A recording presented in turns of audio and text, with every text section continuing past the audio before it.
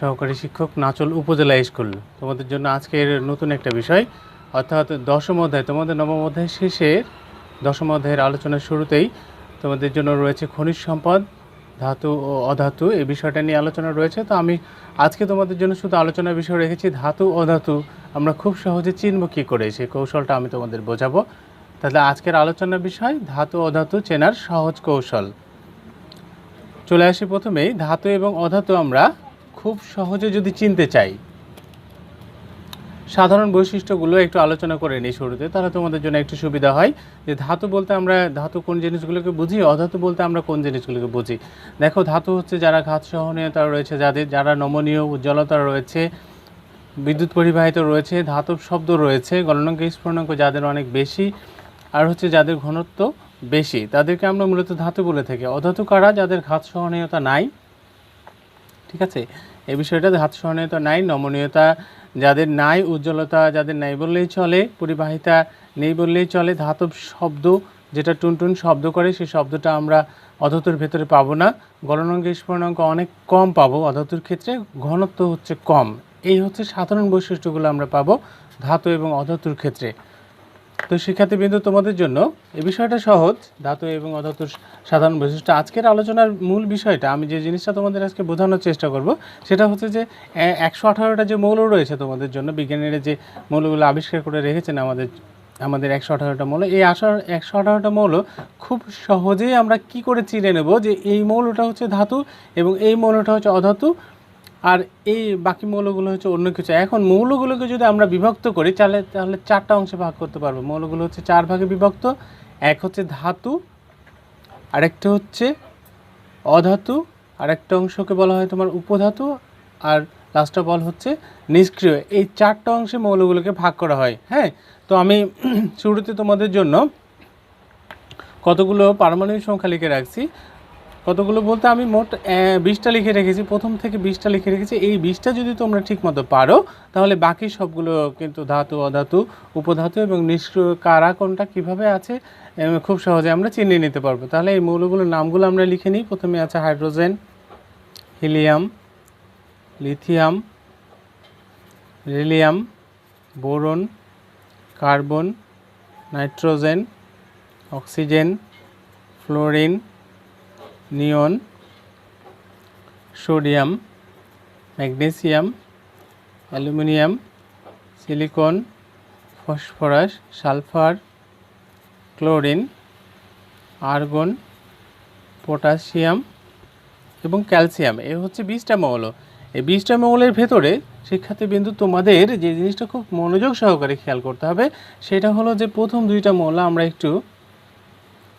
এই দুইটা মৌল একটু বাদ দিয়ে হিসাব করব, তাহলে তোমাদের জন্য বোঝাটা সহজ হবে।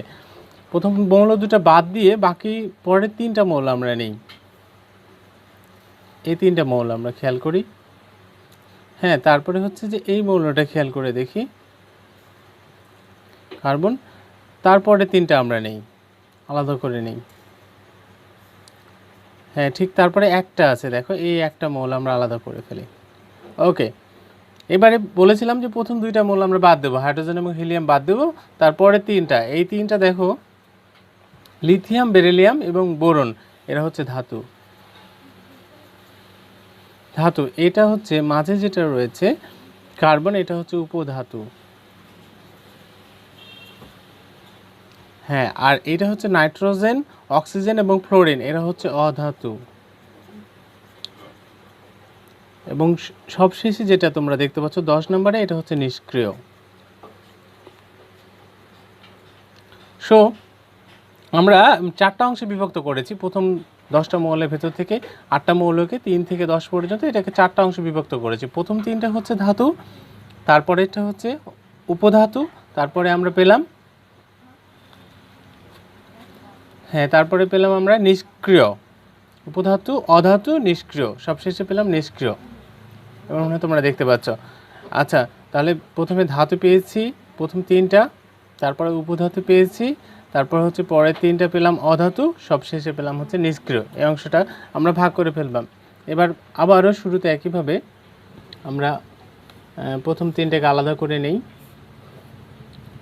তারপরেরটা আলাদা করে নেই, একটা আলাদা করলাম আমরা, একইভাবে এটাকে তিনটা আলাদা করে নেই, একটাকে আলাদা করে নেই, আর্গনকে।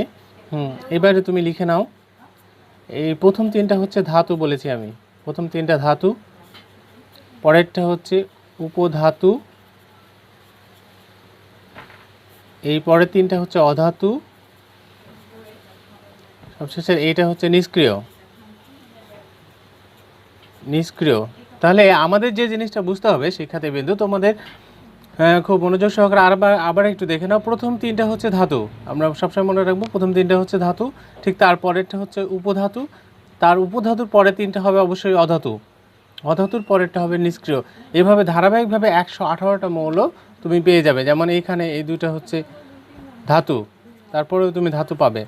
ঠিক আছে, এইভাবে পর্যায়ক্রমে তুমি যদি নির্ণয় করো তাহলে তোমার খুব সহজেই তুমি সবকটা মৌলের ধাতু, উপধাতু, অধাতু এবং নিষ্ক্রিয় গ্যাস কোনগুলো খুব সহজে আইডেন্টিফাই করতে পারবে। এখন তোমাদের হচ্ছে যে পর্যায় সারণীর চার্ট থেকে অ্যাট এ গ্ল্যান্স বুঝে নেওয়ার জন্য ধাতু, উপধাতু, অধাতু এবং নিষ্ক্রিয় গ্যাসের কথা বললাম। এখন ইলেকট্রন বিন্যাসের সাহায্যে যদি আমরা বুঝতে চাই তাহলে কি করবো? ইলেকট্রন বিন্যাসের সাহায্যে যদি বুঝতে চাই তাহলে তোমাদেরকে ইলেকট্রন বিন্যাস করে দেখতে হবে।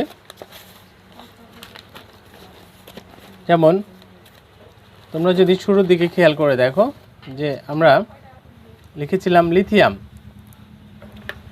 শুরুর দিকে লিখেছিলাম লিথিয়াম। লিথিয়াম ইলেকট্রন বিন্যাস করে নাও।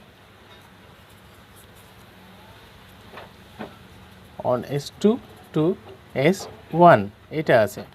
তারপরে কি লিখেছিলাম? বেরিলিয়াম 4 S2 টু S2 এটা হবে, ঠিক আছে। তারপরে লিখেছিলাম boron, on S2 two S2 2p1। শিক্ষার্থীবৃন্দ এবার একটু মনোযোগ সহকারে খেয়াল করো যে প্রথমে লিখেছি লিথিয়াম, লিথিয়ামের বাইরের শক্তি স্তরে ইলেকট্রন রয়েছে একটি।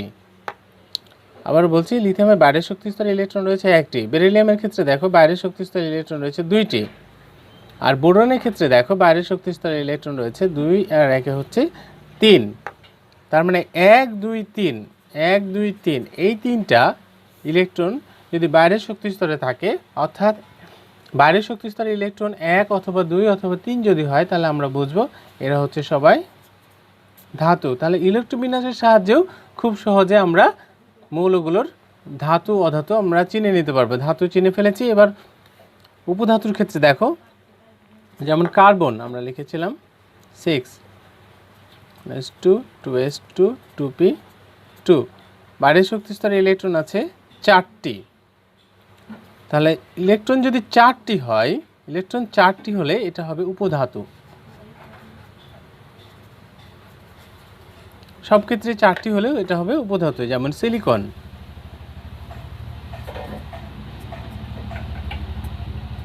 S2 2p6 3S2 3p2। তাহলে দেখো বাইরের শক্তি স্তরে ইলেকট্রন আছে 4টি, সো এটা হচ্ছে 4 ইলেকট্রন হওয়ার কারণে মৌলটি হচ্ছে উপধাতু। তাহলে ইলেকট্রন বিন্যাসের সাহায্যে আমরা ধাতু চিনলাম, উপধাতু চিনলাম। এবার অধাতু খেয়াল করো, যেমন তোমরা লিখেছিলাম অক্সিজেন, নাইট্রোজেন, ফ্লোরিন এসব লিখেছিলাম। নাইট্রোজেন থেকে শুরু করি 7 1S2 2S2 2p3। বাইরের শক্তি স্তরে ইলেকট্রন কতগুলো রয়েছে? দেখো এই যে 2 আর 3 5টা ইলেকট্রন রয়েছে, 5 রয়েছে, ঠিক আছে। তারপরে অক্সিজেনের ক্ষেত্রে দেখো 1S2 2S2 2p, তাহলে 4। বাইরের শক্তি স্তরে ইলেকট্রন রয়েছে দেখো 6টি, 6। আর যদি ফ্লোরিনের ক্ষেত্রে খেয়াল করো তাহলে দেখবে ইলেকট্রন রয়েছে 1S2 2S2 2p5, ইলেকট্রন রয়েছে 5 2 7টি ইলেকট্রন। সো 5 6 7 এমন যদি ইলেকট্রন হয় তাহলে এদের ক্ষেত্রে আমরা বলতে পারবো এরা হচ্ছে অধাতু। তাহলে ইলেকট্রন বিন্যাসের সাহায্যে যদি আমরা ধাতু, অধাতু, উপধাতু চিনতে চাই তাহলে আরেকবার একটু বলে নেই যে 1 2 3 যদি হয় বাইরের শক্তি স্তরে ইলেকট্রন তাহলে বুঝবো এরা হচ্ছে ধাতু। 5 6 7 যদি বাইরের শক্তি স্তরে ইলেকট্রন হয় তাহলে আমরা বুঝে নেব যে এরা হচ্ছে অধাতু। এবং 4 যদি বাইরের শক্তিস্থলে ইলেকট্রন হয় তাহলে আমরা বুঝে নেব এটা হচ্ছে উপধাতু। এখন একটা জিনিস বাকি থাকে, সেটা হচ্ছে নিষ্ক্রিয় গ্যাস। এখন যেমন নিয়নের ক্ষেত্রে দেখবে যে 1s2 2s2 2p6 বাইরের শক্তিস্থলে ইলেকট্রন আছে তোমার নিয়নের ক্ষেত্রে 8টি ইলেকট্রন রয়েছে। দ্যাট মিন্স এরা হচ্ছে অষ্টক পূরণ করে দেয়। হ্যাঁ, নিয়নের ক্ষেত্রে দেখবে যে এরা হচ্ছে অষ্টক পূরণ করে, 8টি ইলেকট্রন রয়েছে। অষ্টক পূরণ করার কারণে 8টি যাদের ইলেকট্রন রয়েছে এগুলোকে আমরা বোঝা নেব এরা হচ্ছে নিষ্ক্রিয়। ব্যতিক্রম হচ্ছে হিলিয়াম।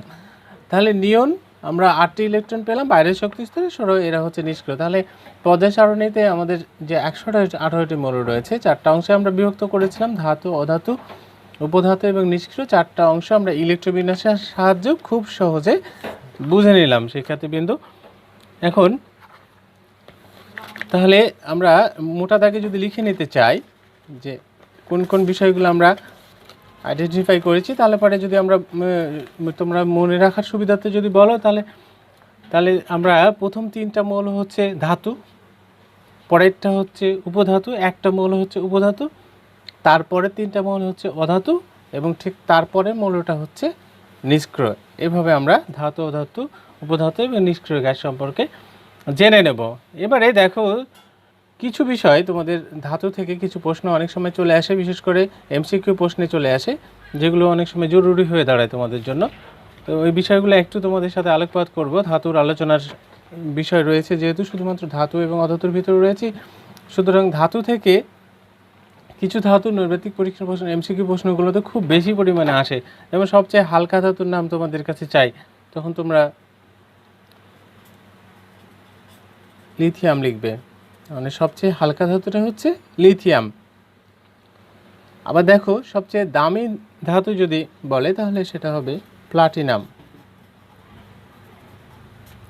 সবচেয়ে দামি ধাতু। তারপরে দেখো আছে সবচেয়ে সক্রিয় ধাতু, সবচেয়ে সক্রিয় ধাতু হচ্ছে পটাশিয়াম।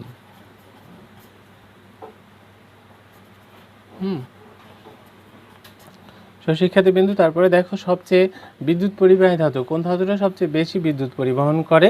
সবচেয়ে বেশি বিদ্যুৎ পরিবহন করছে রূপা। তোমরা লিখে নিও সবগুলোই। সবচেয়ে ভারী একমাত্র তরল পদার্থ যেটার গলনাঙ্ক সবচেয়ে কম ধাতুগুলোর ভেতরে, এটা হবে পারদ। আবার বলছি সবচেয়ে ভারী একমাত্র তরল পদার্থ পারদ, ঠিক আছে। তারপরে আসো স্বাভাবিক তাপমাত্রায় তরল অবস্থায় থাকে, স্বাভাবিক তাপমাত্রায় তরল অবস্থায় থাকে পারদ থাকে। আবার আরেকটা পদার্থ রয়েছে সেটা হচ্ছে সিজিয়াম, দুটোই থাকে। আবার বলছি স্বাভাবিক তাপমাত্রায় তরল অবস্থায় থাকে পারদ এবং সিজিয়াম, দুটোই থাকে স্বাভাবিক তাপমাত্রায় তরল অবস্থায়। এরপরে দেখো বৈদ্যুতিক বাতির ফিলামেন্ট হিসেবে ব্যবহৃত হয়, বৈদ্যুতিক বাতির ফিলামেন্ট হিসেবে আমরা ব্যবহার করে থাকি টাংস্টেন ধাতু।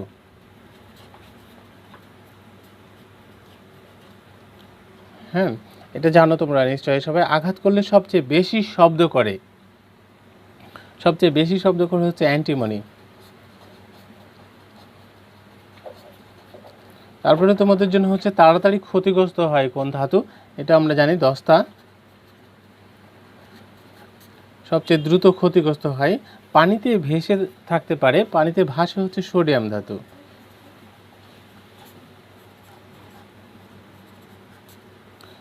মানুষের প্রথম ব্যবহার যে ধাতুর সাহায্যে মানুষ প্রথম ব্যবহার করতে শিখেছিল, সেই ব্যবহারকৃত প্রথম ধাতুটা হচ্ছে তামা। আরও প্রশ্ন তোমাদের জন্য রয়েছে, ভূপৃষ্ঠে সবচেয়ে বেশি পরিমাণে রয়েছে কোন ধাতু? অ্যালুমিনিয়াম। অ্যালুমিনিয়াম সবচেয়ে বেশি পরিমাণে ভূপৃষ্ঠে রয়েছে অ্যালুমিনিয়াম ধাতু। আরও প্রশ্ন রয়েছে, সবচেয়ে বেশি ব্যবহৃত হয় কোন ধাতু? এটা মনে হয় সবাই জানো, সবচেয়ে বেশি ব্যবহৃত হয় আয়রন।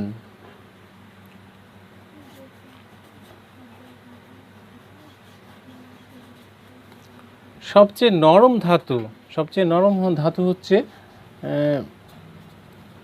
সোনা, তোমাদের সুপরিচিত সোনা। চুম্বক তৈরি করে অ্যালনিনো ধাতু।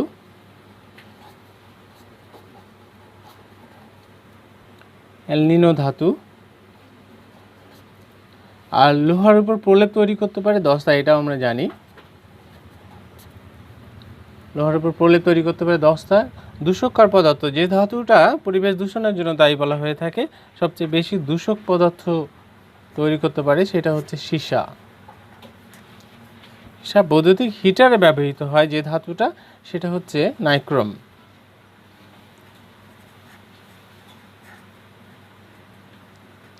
হ্যাঁ, অনেকগুলো প্রশ্নের উত্তর আমি তোমাদের দিয়ে দিয়েছি শিক্ষার্থীবৃন্দ, এগুলো তোমাদের নিশ্চয়ই অনেক কাজে লাগবে, বিশেষ করে এমসিকিউ প্রশ্নগুলোর ক্ষেত্রে অনেক বেশি কাজে লাগবে।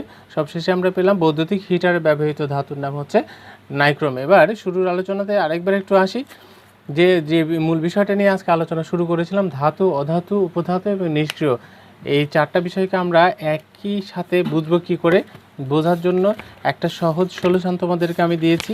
সেটা হচ্ছে যে দুটো কথা বলেছি যে তোমাদের পারমাণবিক সংখ্যার সাহায্যেও তোমরা নির্ণয় করতে পারবে, শুধুমাত্র 1 থেকে 20 পর্যন্ত যে মৌলগুলো পারমাণবিক সংখ্যা রয়েছে এইটি তোমাদের যদি মনে থাকে তাহলে তোমরা খুব সহজে আইডেন্টিফাই করে নিতে পারবে। হাইড্রোজেন এবং হিলিয়াম বাদ দিয়ে বাকি যে অংশটুকু রয়েছে, প্রথম 3টা হচ্ছে ধাতু, পরেরটা হচ্ছে উপধাতু, পরের 3টা হচ্ছে অধাতু, পরেরটা হচ্ছে নিষ্ক্রিয়।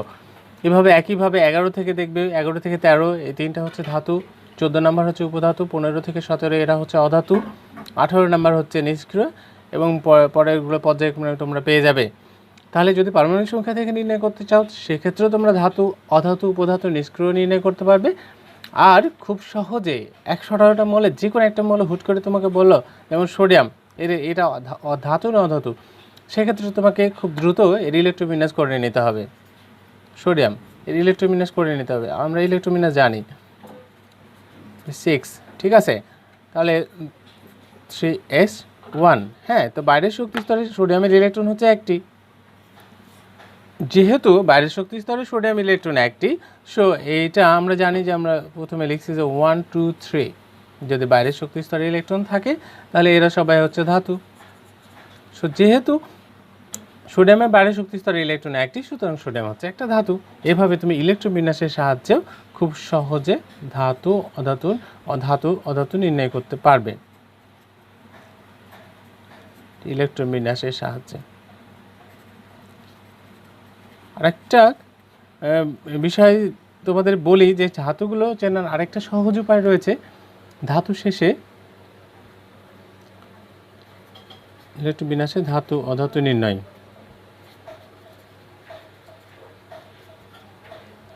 হ্যাঁ, ধাতু শেষে আম থাকে, উচ্চারণে আম থাকে, যেমন সোডিয়ামের ল্যাটিন নাম হচ্ছে ন্যাট্রিয়াম, ন্যাট্রিয়াম থেকে আম আসে, ম্যাগনেসিয়াম আম আছে, অ্যালুমিনিয়াম আম আছে। এভাবে কিছু ব্যতিক্রম ছাড়া, জিঙ্ক যেমন ব্যতিক্রম, এদের শেষে আম নেই। কিছু ব্যতিক্রম ব্যতীত দেখবে অধিকাংশ ক্ষেত্রেই ধাতুগুলোর শেষে আম রয়েছে। সো আমরা এভাবে ধাতুগুলো চিনে নিতে পারি। তো শিক্ষার্থী বন্ধুরা, পরবর্তী টিউটোরিয়ালে আবার কথা হবে, দেখা হবে ইনশাআল্লাহ। আল্লাহ হাফেজ, আসসালামু আলাইকুম।